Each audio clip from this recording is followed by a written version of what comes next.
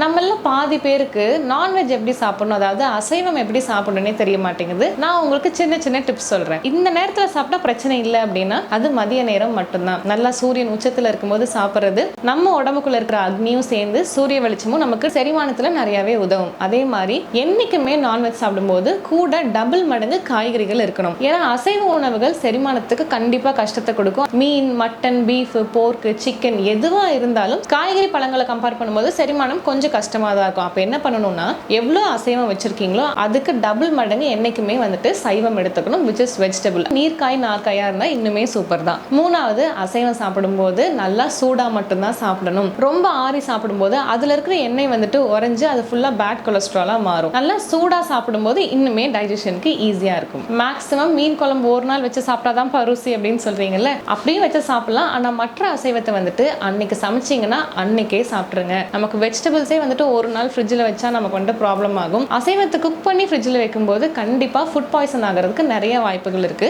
ஒரு வேளை ஃப்ரிட்ஜ்லேருந்து எடுத்து சாப்பிட்றீங்கன்னா நல்லா க்ளீன் பண்ணி சமைச்சு சுட சுட சாப்பிடுங்க. உங்களுக்கு தெரிஞ்ச நிறைய அசைவம் சாப்பிட்றவங்களுக்கு இந்த வீடியோ ஷேர் பண்ணுங்க, அவங்களுக்கு கொஞ்சம் ஹெல்ப்ஃபுல்லாகவும் இருக்கும்.